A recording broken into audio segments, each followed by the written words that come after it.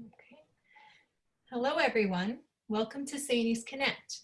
This episode is the third in our series on reopening schools with a focus on supporting student mental health and well-being. My name is Michelle Hebert, Director of Communications here at SAANYS. Now, before we begin, let's hear a word from our sponsor, Peaceful Schools. Peaceful Schools is a certified women-owned business based in Syracuse. We are committed to giving everyone the power to be peaceful and the skills to be resilient. Now more than ever, it is our responsibility as school professionals to care for the social and emotional health of students and school staff. Our Resilience Forward framework has been developed over 20 years of working with and in schools throughout New York State.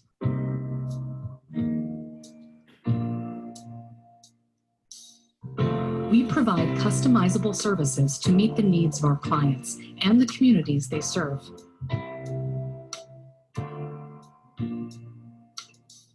Together, we can ensure that everyone has the social skills necessary to navigate challenges today and throughout their lives in a healthy and safe way. Okay, thank you, Peaceful Schools. Okay, and before we get going, I also wanted to remind viewers about the SAANYS Mentor Coach Program.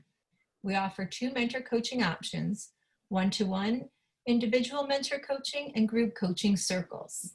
You see that there. Visit the mentoring page on SAANYS.org and contact us anytime with questions about how to get started. So now just a few housekeeping items before we get into the program. First, you'll notice I've placed you all in mute mode. We have a sold-out session, so in order to avoid a lot of background noise, I'll ask that you remain in mute mode, and we use the chat panel for comments and questions for most of the program. We will allow some time at the end for unmuting and asking your own questions, and we'll try to get to as many questions as possible. Second, I would suggest placing your screen in screen view in speaker mode as opposed to gallery view mode. This will place whomever is speaking in the large main screen. And lastly, this session is being recorded and will be placed on the SAANYS website along with many corresponding resources referenced during this program by our panelists. So you'll visit SAANYS.org and you'll see SAANYS Connect on the homepage banner menu bar. Okay, so with that, I'll turn it over to Karen Bronson, our Director of Professional Learning. Thanks a lot, Michelle. Good afternoon, everyone, and thank you for joining our SAANYS Connect panel today. This is the 7th of a series of panel discussions during and beyond COVID-19. It's also the 3rd of a series of 5 panels focused on school reopening. I say 5 because we have added one on August 6th entitled Opening the Conversation on Race, How Students Are Responding to Civil Unrest. So we hope you can join us for the next one coming up on July 22nd when we revisit logistical issues about opening school, and then again on August 6th. The purpose of these conversations is to support our school leaders and communities by bringing the combined expertise of guests and SAANYS practitioner members together on topics of urgent importance. I'd like to thank our panelists for joining us at such a busy time. We know how demanding things are right now, personally and professionally. So I am just so grateful that they are here with us today, and I would really like to welcome them right now. So thank you again, Dr. Cindy Gallagher, for being here with us and always being there to get us started and get us centered. Dr. John Kelly, school psychologist, Commack Public Schools, past president of the National Association of School Psychologists. And I recently had the pleasure of seeing John on CNN at the Education Town Hall with Anderson Cooper, where he was featured. So John, it was great seeing you up there, and thanks so much for being here today. Amy Malloy, Project Director for Mental Health Association in New York State. Welcome back, Amy. Carrie Lamacchia, Director of Pupil and Personnel Services, Baldwinsville Central School District. Thanks, Carrie. And Lisa Mead, Principal of Granville Junior Senior High School and SAANYS 2015 Middle School Principal of the Year. We are so happy to have you all here with us today. So our key question for today is, what can we anticipate will be the social, emotional, and mental health needs students will have upon return to school in the fall? And what can we be doing now to plan how we will support those needs? For the purpose of this panel, we are operating on the assumption that schools will physically reopen in some capacity in the fall. However, we need to remind you that it's important to note that this is still an unconfirmed assumption, and our panelists have many of the same questions that you do as we await further guidance. As always, you'll have the opportunity to ask questions or share your own examples or thoughts or perspective. So please post questions and comments in the chat bar at any time. Our time is limited, but we'll try to get to as many of your questions or comments as we can. I will say that what I'll be doing is interspersing some questions that you have as the panelists answer their first question. I'll be asking those from the ones I see at the chat bar, but then we'll leave a segment just for questions at the end of our conversation. And at that point, Michelle Hebert will unmute everyone. So if you are posting a question in the chat bar, then please be ready to get called upon to actually articulate the question to our panel. So I also just want to remind you that we always have recorded versions available later on the SAANYS website. And we're finding that one thing people really appreciate, in addition to the panel itself, are the tagged resources, because all of our panelists are deeply immersed in the work around the topic in various roles, and all of them have very valuable resources to share. And we're sure you do too. So we would love for you to submit some of them and have us put them up there and share them too. We are definitely finding that in this time of such tremendous uncertainty, the sharing part is absolutely essential. It's not just a nice thing to do, it's something we have to do to kind of get through the uncertainty that we're experiencing. So we want to be sharing as much as we can and collaborating in our districts, but also between and among districts around our states and learning from one another. So we hope the resources are helpful for that. All right, and with that, I would like to ask Cindy to get us started. Cindy, before we even launch into our topic, last time, and if some of you listening were at our last panel, the question of when are school reopening plans due, when do we have to submit what, was a big question. And I will tell you, there was no answer to be had, because if there was, we would have found it. But now we do have some information to share with you on that. So I'm going to ask Cindy to do that, because I know it was a big question. Cindy. Well, hi, everybody. Seeing so many boxes is great, because I can say like hi to Michael and hi to Michelle, and like 30 people will think I'm talking to them. But it is like old home week, and it is really lovely to see you all. So Karen, thanks for starting us off with just a little tiny question. I so appreciate that. And hats off to you and Michelle for another superb series in regard to reopening and all sorts of important topics that we've been dealing with. So over the past 3 or 4 Connect series, Karen has asked me to provide a quick overview of statewide initiatives, which we've done. But I can certainly say with certainty that those state level initiatives are now at their peak. My hope is that it just doesn't become a tsunami. And let me talk a little bit about why I'm feeling some of that. So yesterday, you of course heard that the governor said that he will have guidance coming out shortly. In fact, he said by July 13th. My guess on that is we may see it even a little bit before that. Why? Because on July 13th, the Board of Regents is having their meeting, which is where they will present all of their regulatory revisions or recommendations based on the regional meetings that they've had over the last few weeks, month. And so there's 2 theories on that. So will the governor and state ed department say, this is great, we're going to come out on the same day with a set of recommendations and regulatory ideas for reopening that are meshed, and we're doing this in concert, and what a fine time that would be. Or there's another theory of action where we might say that the governor wants to kind of be ahead of the ball game and release his sooner than Monday. I'll let you weigh on and make your own bet onto which scenario may in fact occur. In addition, the the governor also said, in addition to his guidelines, that the plans were due on July 31. There had been a lot of buzz that it was July 15th. We at SAANYS kept on consistently saying, no, the governor has not set any date. I know that was factual, but a lot of people didn't quite believe us because they know they saw July 15th as a date, which might have been set at the district level. I'm not saying that it wasn't a bona fide date. It's just that the governor had not yet set it, but he has July 31st. In addition, he said that the first week of August was his drop dead date based on input from educators across the state, where they needed to know whether schools were going to reopen or not. The point that wasn't quite clear yesterday is whether, I mean, he gave from August 1 to August 7th to make that decision point.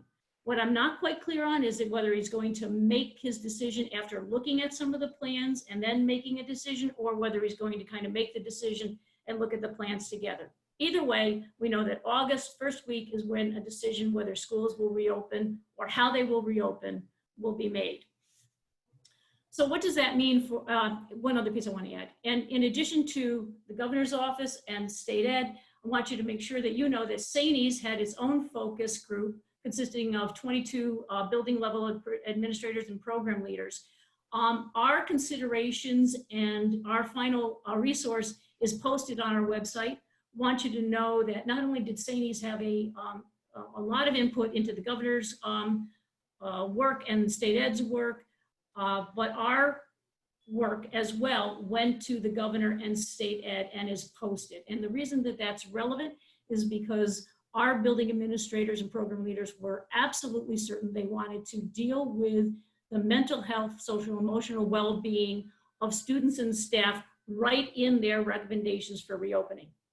So let's just take a look at that for a quick second. What does that mean in terms of the plans or the reopening? Some of the bigger items for our building administrators was that we certainly had to pay attention to the individual mental health, social, emotional needs of students and teachers. That needed to be as important, if not more important, than academics, because certainly academic instruction was not going to be really all that fruitful in their opinion unless we dealt with that. So many of our school districts are thinking in terms of like a period of orientation or some extra time after schools for small group instructions. Others are doing some preventive work during the summer. Some are bringing in some vulnerable students or at-risk students now to work with them in order to kind of preempt some challenges that they might have in the fall. The other quick piece would be the social emotional standards and how in your reopening plans you may address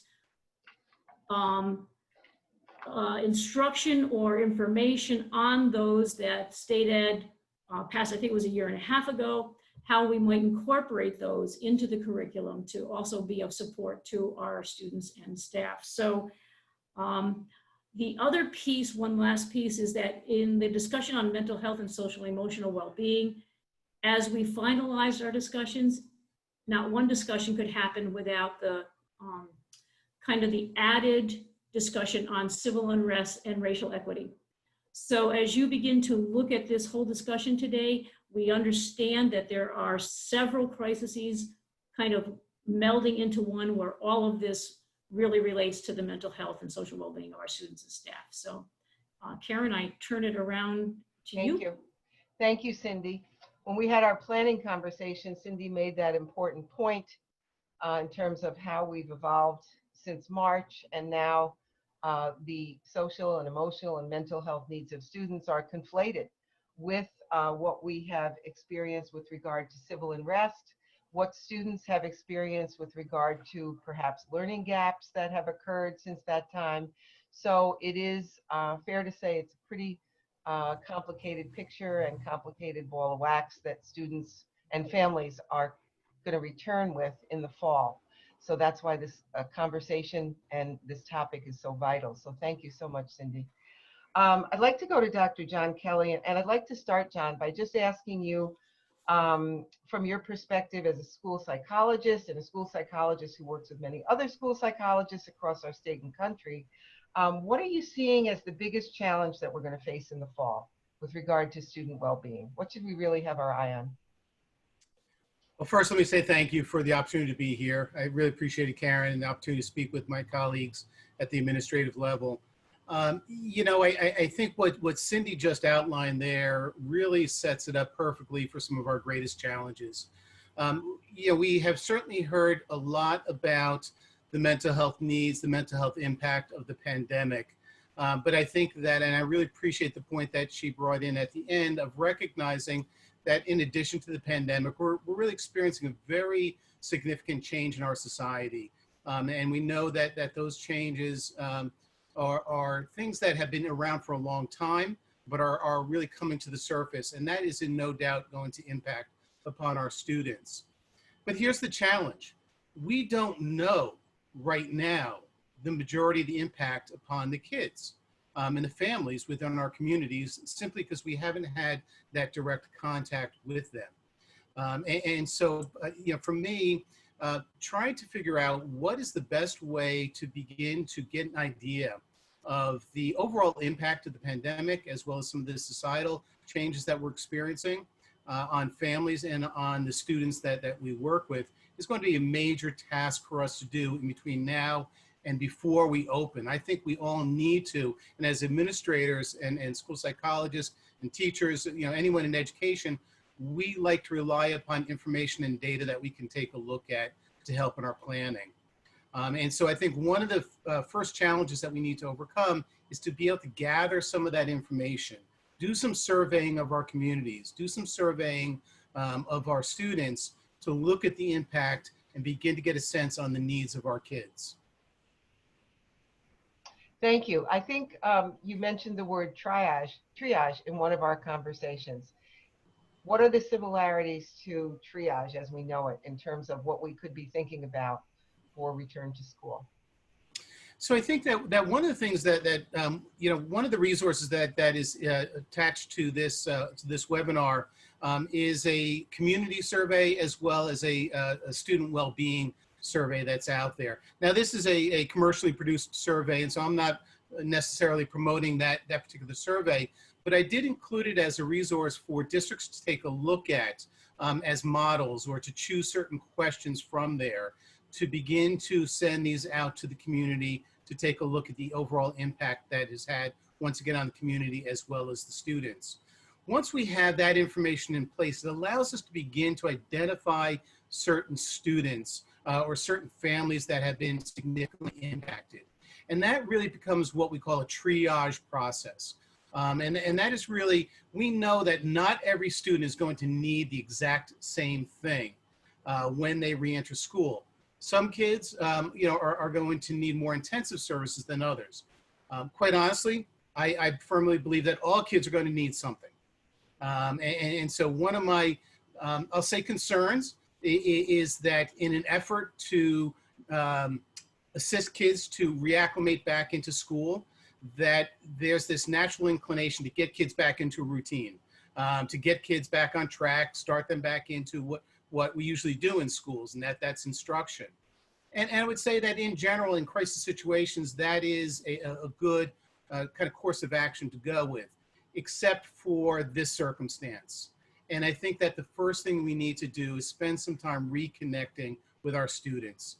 And so my hope, my advice is that we really take the first week, first 2 weeks, a period of time at the beginning of school, just simply to reconnect with the students. We know that those social emotional connections are going to be critical in order for kids to be prepared to learn in the classroom. If we rush through that process too quickly down the line, I think we're going to have greater difficulty in the classroom.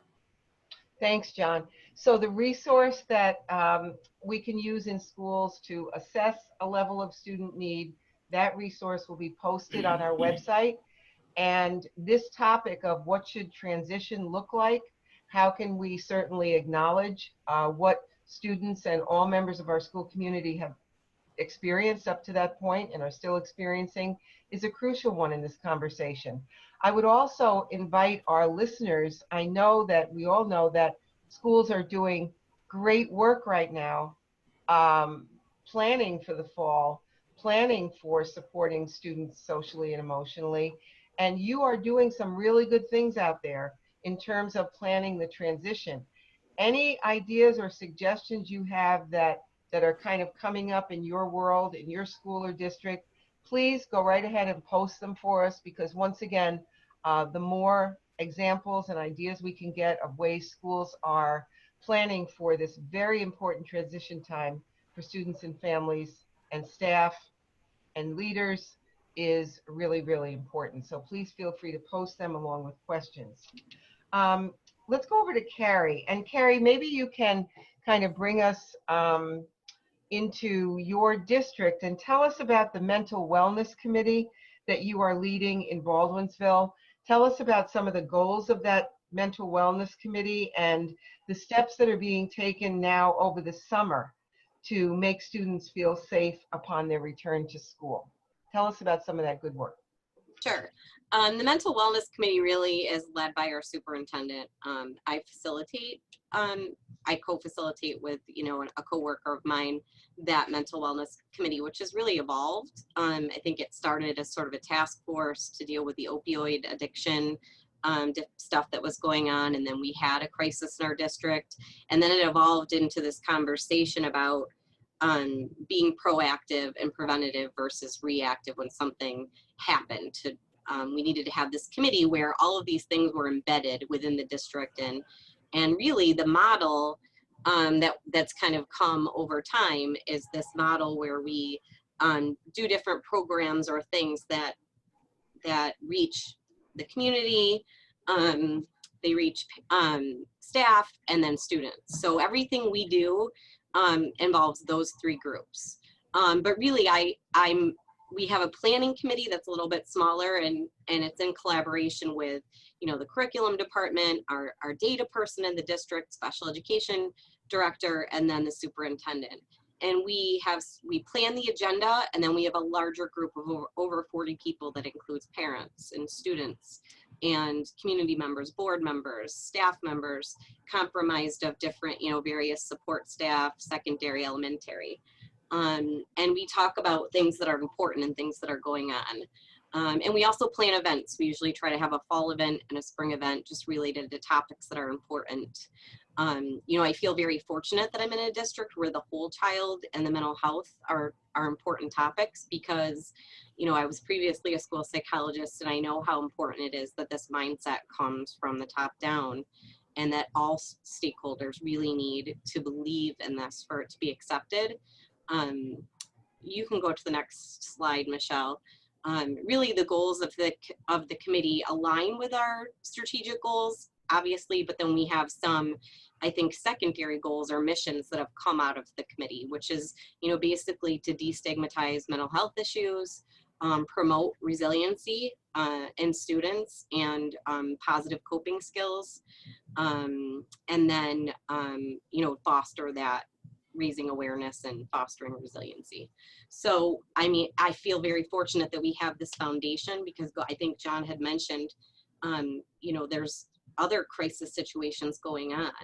And I think the positive aspect that we need to take away from this is to really focus on how do we help our students use this experience to build, and our staff, to build resiliency and develop appropriate coping skills and take care of themselves.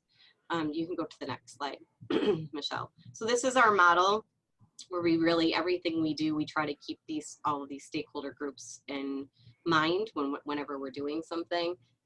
The next slide, Michelle. These are just some of the things that we've done, different presentations on substance abuse, suicide, anxiety, mental health. We've done curriculum, SEL curriculum, which again, puts us in a really good place right now to sort of handle what's going on, because we're ready now, regardless of whether or not we go remote or in person or hybrid, we have that curriculum embedded. So I think we'll be okay with that. And I sometimes think about where we would be if we didn't have this foundation. We've done a lot of staff training and professional development. So we've done trauma-informed, mental health first aid. So we have a lot of that stuff embedded as well, and our staff has had a lot of that. Certainly, we could be a little bit more consistent, and we have to kind of be mindful about what groups we need to do maybe some more work with, and how we can use those trainings to be a little bit more specific with what's going on right now. And I think also John had mentioned that this particular crisis is almost an opportunity for us to start thinking about that sense of belonging and safety that's really important for kids to come back. It would be a big mistake to just rush right back into instruction. And where do we leave off and where? I mean, of course, that's a question we need to answer, but more importantly, what was the experience for these students while they were out? You know, I read something recently that was about what everyone has their story, and that could be a bonding experience or a teachable moment. And probably one of the most important things we can do when kids come back is to talk about what's your story, like what have you been doing for the last 6 months, whether it's our teacher to teacher conversations or a teacher to student conversations, that those conversations can bond us and help us build resiliency to get, you know, have that positive outlook on, this was my experience while I was out, but this is where I am now, and recognize that, you know, nobody's alone. We all went through something. And also, because we have the mental wellness committee, we have an assessment and screening tool. So we're ready to go with our, you know, reading, writing, and math benchmarks, but assessments, but we also use a screening tool to look at social emotional. So we're ready to do that when students come back and kind of get a pulse of where kids are, and also compare it to where they might have been when they left. So those are, you can go to the next slide, Michelle. So those are some of the things that we're really focused on, and I think happy that we have this foundation. And next slide, Michelle, we do have students on our committee, and I think just back to John's point that that Maslow's hierarchy is really the most important focus for us right now. We can't get to the instruction piece until we've got a pulse on our students, their social emotional well-being, and what that baseline is and where they are. Because if they're not feeling safe and that sense of belonging, you know, none of that instructional stuff is going to matter. Thanks, Carrie. And I think one thing you mentioned a couple of times was getting that pulse, and that's kind of similar to what John was talking about.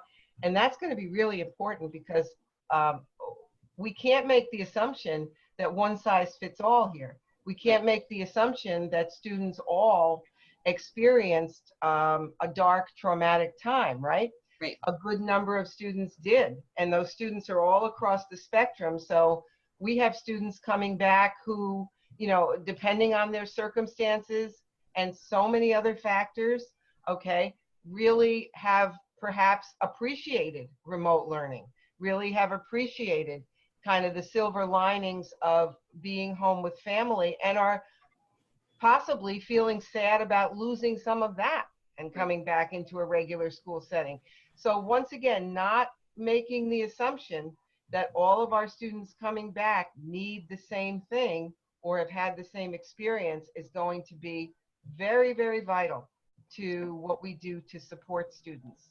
That idea of telling your story is a great one, because regardless of what the experience was, everybody has one of those coming back, right? And we can kind of get a sense from what students tell as their story to see kind of what the nature of their particular experience has been. So once again, this is not a simple approach by any means. So the kind of work you're doing is really acknowledging the complexity of that.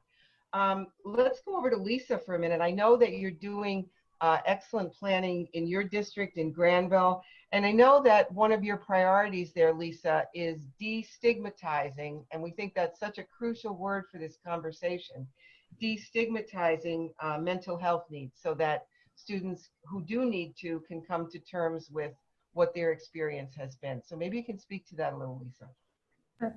I'm going to start, Karen, just thanking you and all 152 people, including Don Gately, who's on the call, my friend Don.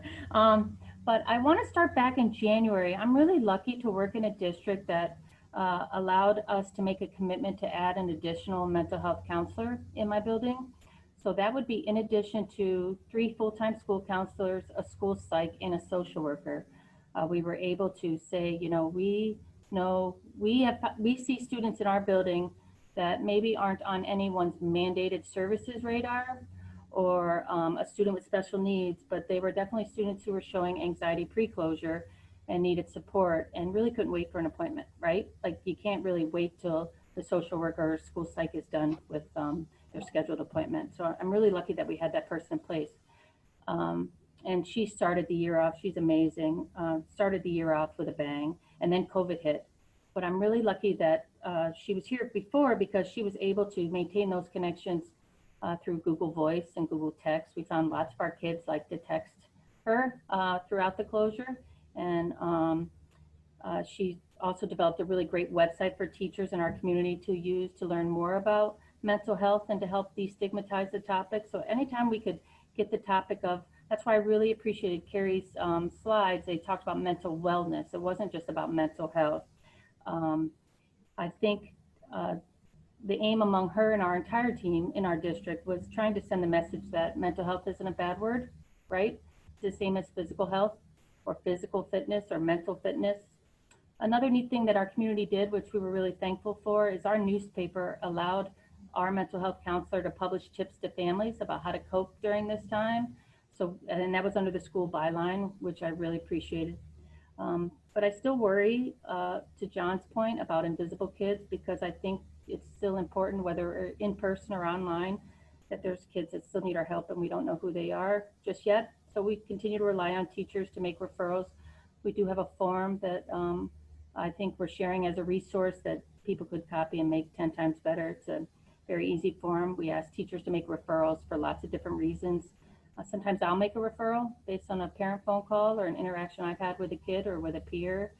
And I know that we have more to do, but I think the more we talk openly about the topic of mental health and wellness, and we give credence to those very real symptoms that go with all of that, that students will continue to feel safe, that school is safer than maybe when they thought before. Are y'all good? Shit. That wasn't me, Karen, that's swear. Happens. Yeah.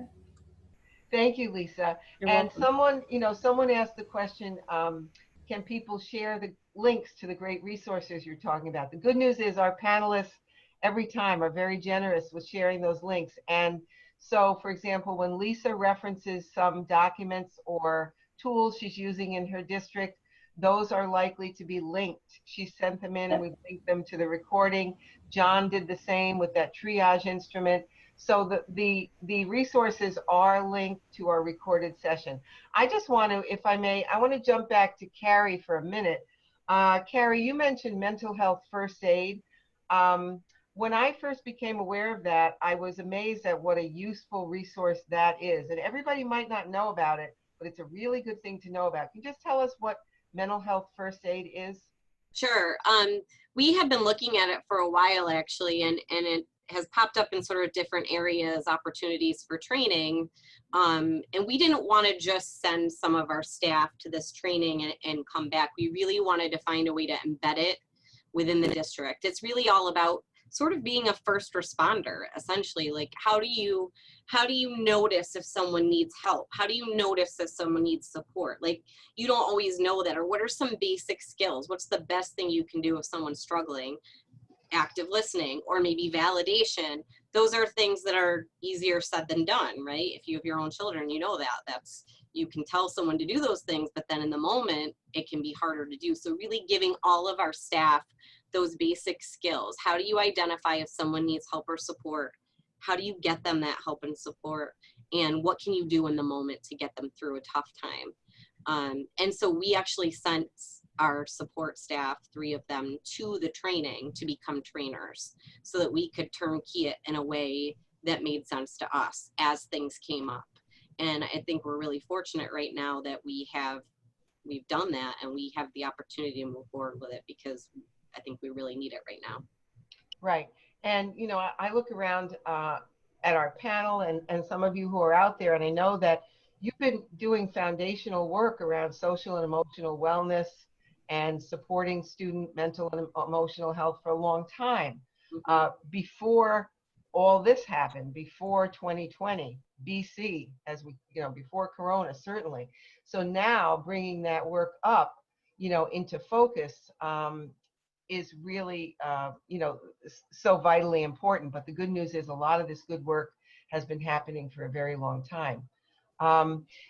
Lisa, could we come back to you for a second? I know that one thing we had talked about in our planning time, students who come back and really do not present with any needs that can be identified, not in need of any special support? How can we kind of make sure that even students, and we know and we love these kids who like, I'm good, you know, really the last thing they want to do is talk about their feelings back in school. How can we make sure that some of those students are in fact supported and getting what they need, even if it's missing, you know, what they left in terms of being home for a long time?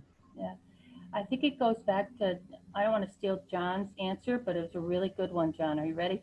I think it goes back to making sure we take time to have conversations with kids, even small ones. Like you can tell a lot by how a kid's feeling based on an interaction and a hello in the hall, as long as you're constantly watching and interacting with students. I'm really lucky in our district. Our kids look out for each other. So I do have, and I have some students who serve on a principal advisory panel with me. So they'll tell me what kids are saying about things and kind of give me the 411.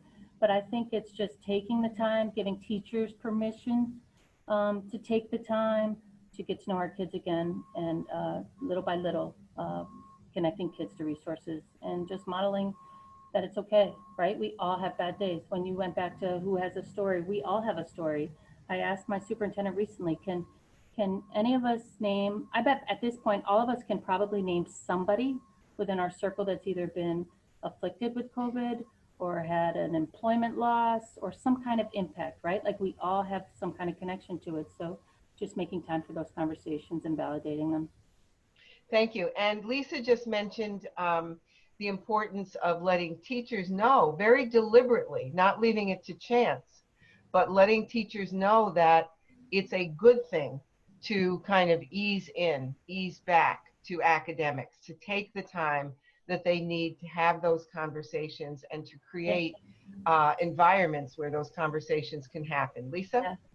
I was just going to say, one of the messages that I keep hearing that it just infuriates me, which I know why it's out there, but it just keeps saying kids are so far behind. We got to catch up. We got to catch up.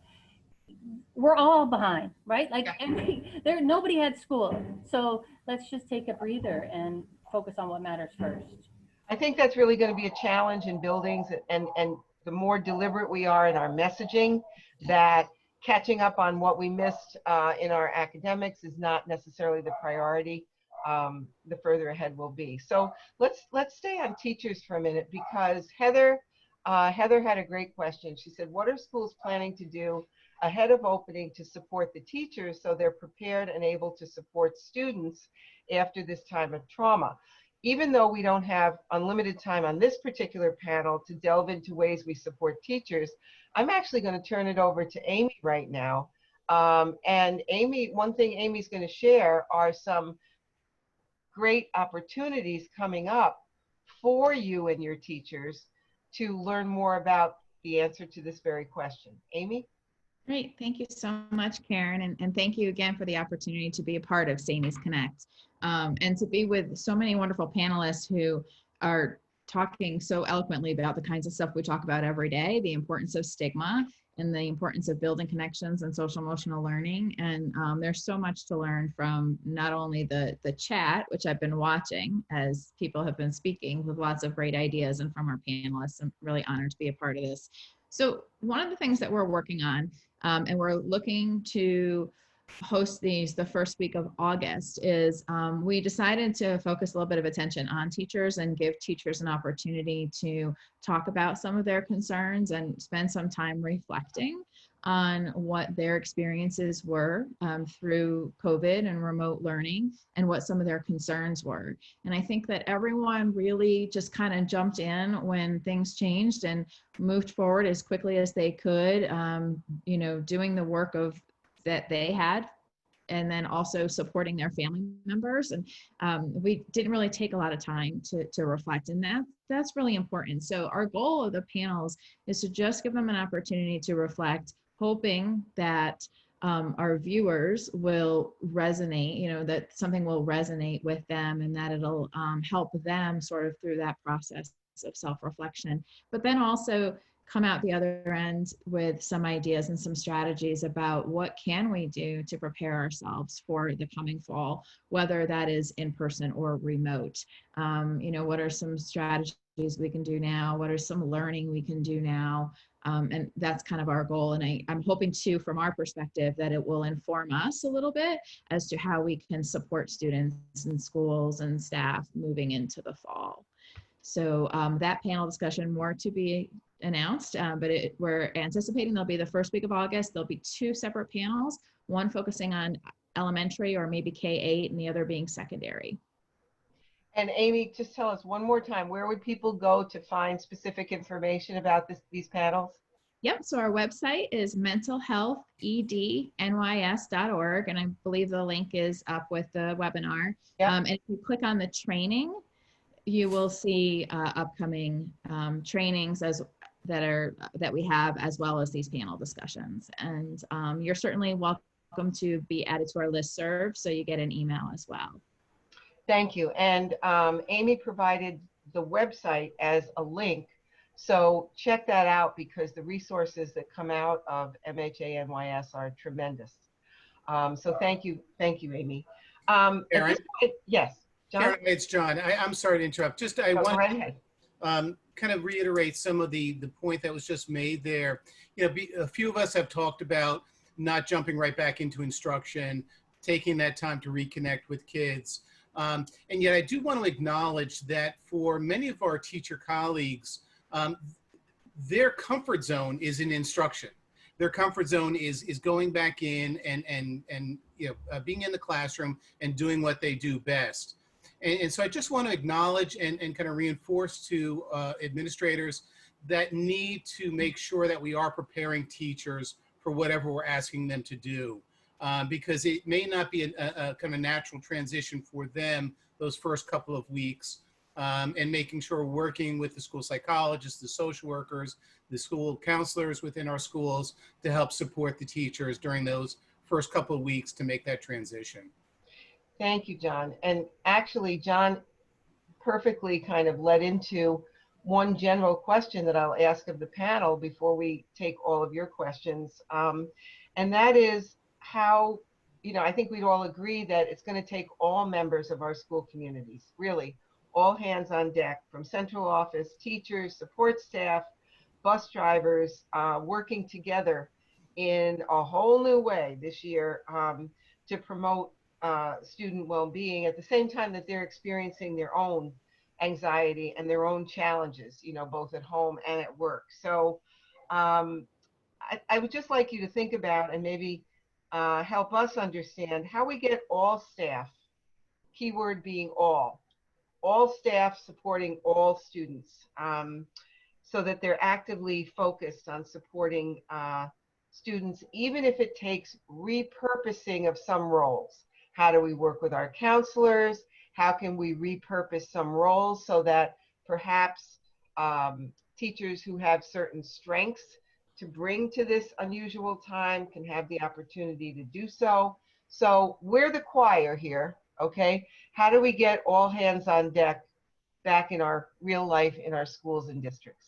Who'd like to share that? Karen, one thing that has come up in talking with a few districts is the recognition or the acknowledgement that students, young children, are very good at reading the adults. And if we as adults, whether it's parents or as caregivers or as educators, are feeling anxious about the return, that students are going to read that as well. And so for me, I think about just first ensuring that everyone feels confident and competent to support student mental health, and to think about it not just from a mental illness perspective, as Lisa was talking before, but we're really talking about mental health and wellness, and that we all have mental health. So whatever we can do to support that. Another resource is on our website. At our trainings link, we have an online training called Mental Health and Wellness 101, and we encourage everyone to take it, everyone in a school district, from your bus drivers to your custodial staff to your teachers and your school counselors, so that everyone is familiar and using the same language.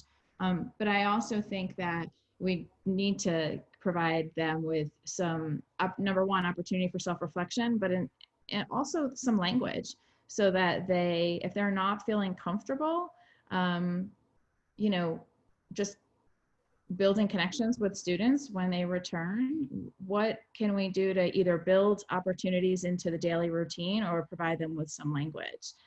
In terms of repurposing, I'll leave that to the other folks on the call who are working in a school, but I just, from kind of a big standpoint, I think that as adults and caregivers, we all can do the very basics in just helping support relationship building and those emotional connections. We all have that capacity, no matter what hat you wear in a school. Thank you. Any other thoughts? Karen, I'll jump in. You know, for me, there's three big takeaways. The first one is flexibility, flexibility, flexibility. And you kind of alluded to it in terms of repurposing positions or repurposing, different roles that people will play. I can't say specifically what, may work well in Lisa's building or what might work well in another building. So I think administratively, we need to identify those key staff members where we may need to shift some roles, shift some different supports that are there. We're going to not only need staff members that are going to connect with students, but staff members that are going to connect to fellow staff members. And so I think that that's one key thing in terms of flexibility of roles. The other thing is, quite honestly, I think we need to communicate to our staff that we care about them. We care, we're seeing a lot in the media. We're seeing a lot of comments being made about educators feeling forced back into the classroom or forced back into opening schools, things of that nature. And what I'm sensing is that we're starting to get this reaction from the education community that educators are not feeling cared about. And so I think from an administrative point of view, how do we communicate that sense of caring for our staff? We care about you as a person, not only as a teacher or school counselor or school psychologist or custodian, or whatever it may be. But I think one of the key things we need to be able to do to bring us all together is to have that sense that we do care about each other. And then one kind of last, more specific technique, in crisis response, one of the key things that we always do at the end of each day is to debrief, kind of talk about the day, what went well, what didn't go well, what are some changes we need to make. And I think for, once again, the first couple of weeks, not large group debriefing. I'm not suggesting we bring the entire faculty together and then talk as the entire faculty, but I would suggest that we set up smaller groups, whether it be departmentally, grade level, whatever it may be for your school, where you have that opportunity to debrief, just talk about the day. And I think that that's part of that sense of caring about our staff and giving them that sense we do care about them, but also giving us an opportunity to pick up on things that are coming up during the day that maybe we can change or need to provide additional supports. Thank you. Cindy, can you share the very important point you made in the chat about the importance of operationalizing some of the topics that we're discussing in the reopening plans? Two quick points on that. One to parallel John's remarks, and then I can go back to that. One of the things that you've heard, if you've had the chance to listen to any of the governor's press conferences, is that he talks about monitoring. So it's one thing for us to talk about this today in terms of what we do when we reopen or get ready to reopen. The other piece that I think we need to think about is how you take those good ideas that we've all talked about here and how are you going to monitor them? What data, what performance indicators, and I don't mean performance necessarily in academics, but let's just say performance indicators in terms of the emotional, mental health area, are you going to be monitoring to make sure that the strategy that you're using either are right on target or need to be recalibrated? And I know that that's going to be part of your plans. How are you, in fact, as a district, going to be monitoring the wellness of your students going forward? The other piece that I've heard in many of the statewide discussions with either the governor's advisory group is how are you going to operate? So I think what you're going to see from the guidance or anything coming out from the Department of Health is there going to be broad guidelines.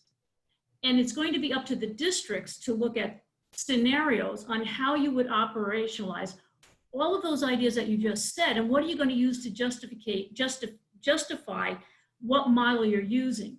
So let's say you are going on an alternate schedule. Well, why? What are the data points you're using? And I'm not talking about data like we usually do, but how basically will you say that this plan fits what we need now? Because someone's going to be in the position of saying, yeah, that plan works, that makes sense.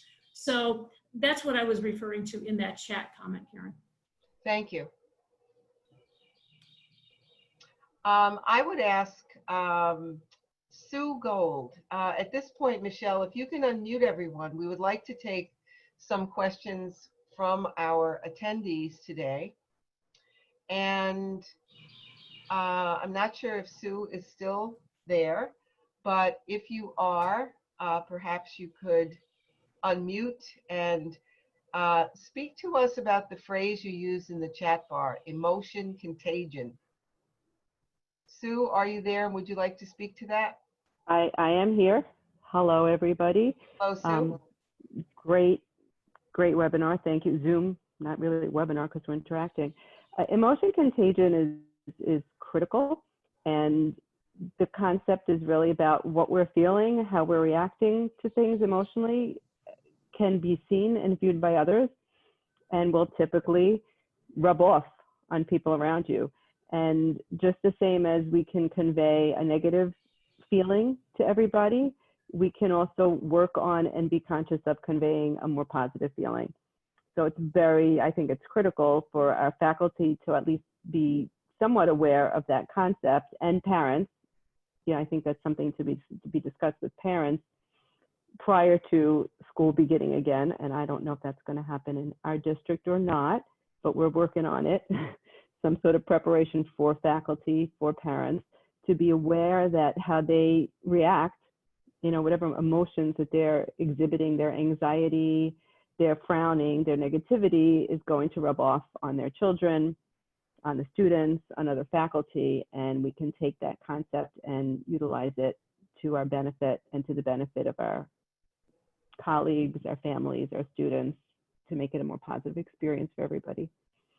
Thank you. I think it's fair to say that, we all lived through the time a few years ago of increased accountability around standardized testing at the state level and Common Core implementation, that whole era, which now seems like quite a long time ago.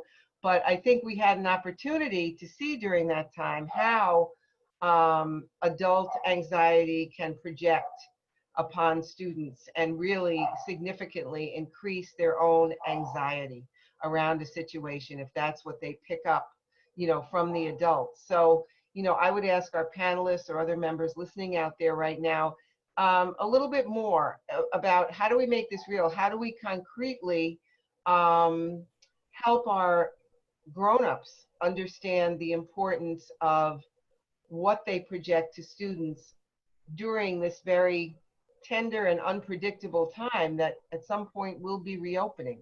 What's really important? How do we make this look and sound to students? Amy, you had mentioned the same kind of thought in terms of projecting. So this is one way that everyone in schools can help students, just by their own demeanor perhaps, or how they recommend students do deal with some of the feelings that they're having when they come up. Is there anything else you'd like to share about that? I think going back to, I forget who it was now before, who was talking about social emotional learning, we know that adult social emotional learning is just as important, and best practices says we need to make sure that they have developed those skills before they're teaching that to our youth. So giving them the opportunities to model social emotional learning, like self-awareness and self-management skills in particular, and then some relationship building and social awareness, I think is really important. And maybe giving staff a little bit of permission to just take a step back at the beginning of the year and focus. I think many people have said that today, on building those connections and having fun and being silly and just being truthful and honest. I was at a graduation ceremony in which the superintendent was very open in speaking about how angry he was about COVID and how it had taken away some rituals and things that were important to students. And so I think just being vulnerable ourselves as adults in a way that is modeling, safe and a safe response is very helpful. I think John said this earlier. I think we should assume that certainly all students have been changed in some way, and maybe all students have become vulnerable, but they also are resilient. And when we can demonstrate our own resiliency, we can help them find theirs. I think we need to have a little bit of fun and focus on those building connections for a bit. Absolutely. Thank you. We can perhaps take a couple more questions or share a couple more thoughts. Charity, are you there? Can you share what your BOCES is doing with regard to their thought exchange? Yeah, so today our BOCES put out a thought exchange, different just tool to use for surveying, and it's designed by BOCES. So the first question is, what district are you from? And you can choose in the drop-down menu, and then it's about, the level that you're from, how comfortable you are going back. And then once you get to the thought part, it's share with us your thoughts, feelings, questions, concerns about potentially returning to face-to-face type of programming. What are all the questions under the sun that need answers? And it's open to parents, community, staff, everybody. So until July 16th through the St. Lawrence Lewis BOCES. Thank you very much. I know a lot of questions and thoughts are coming up around what are schools planning to do ahead of opening to support teachers so that they are prepared and able to support students. And once again, we talked about Amy's panels that are coming up at Mahaney's. Charity, this is another great suggestion in terms of the thought exchange. Bobby Del Bello, Bobby, are you there? Do you want to share your question or your thought about one thing we can do to support teachers? Not sure if Bobby's there. I'll share what Bobby shared on the chat bar. She said, I think we need to consider surveying teachers in some way to see where they are, how they're doing, and the support that they need. They're struggling with the same trauma and school-specific anxiety. So another great point in terms of how we can, get our arms around the many, many needs and not forget our own in the process. So at this point, I think we are at the hour. Before I once again thank our panel, I just want to share a few things with you that you might be interested in learning more about. As I mentioned, July 22nd, we will do an update on our first topic in our reopening series. Our first topic was First Things First, implementing health and safety protocols. We did that on June 25th. We said we're going to do it again on July 22nd and see where we are then compared to where we were June 25th. I'm having our same wonderful panel back from June 25th, and we're going to get down to, once again, those nuts and bolts about where the desks are, the buses, the cafeteria, the nurse's office, and all of those very concrete questions. So that will be the focus of our next SAANYS Connect on July 22nd. And then I mentioned on August 6th at 3 p.m., we'll turn our attention to the other pandemic with our topic, opening the conversation about race and recent events, how schools are responding to civil unrest. We have a terrific panel lined up for that conversation. We are very much looking forward to having Dr. Anil Alston. He is very responsible for all of the great work with My Brother's Keeper and other initiatives that have come from the State Education Department and really already have supported New York State in so many ways. So he will be a guest, and we have excellent other guests for that panel on August 6th. You can find information on our website, but also our emails. So if you are a member of SAANYS and you do get our emails, remember that there are terrific resources in those emails. Be checking them so that you can not miss any good things coming up. On July 29th at 3 p.m., we have Sean Covey coming up of 7 Habits and Leader in Me. This is not a panel discussion. This is a SAANYS special. Sean's going to provide us with some much needed inspiration.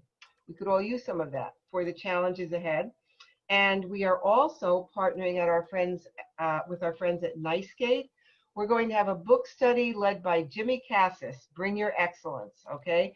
Jimmy was going to be our keynote at our regular annual conference in Cooperstown this year. Sadly, we can't have that regular conference, but we are very happy that we are going to have Jimmy aboard doing a book study. That's something I'm really looking forward to. I hope you are too. So check it out. And once again, you'll find a recorded version and all of the terrific links to the great resources our panelists have shared. And with that, I just wish we could just give a collective round of muted applause to, yay, muted applause to our panelists today. Thank you so much, John and Cindy and Amy and Carrie and Lisa. Once again, such a busy time for everyone. Thanks for taking the time out to be here today. And for everyone else, just kind of keep connecting with us and with one another. We hope to see you soon, and have a great evening. And thank you once again, everyone. Have a great night. Take care.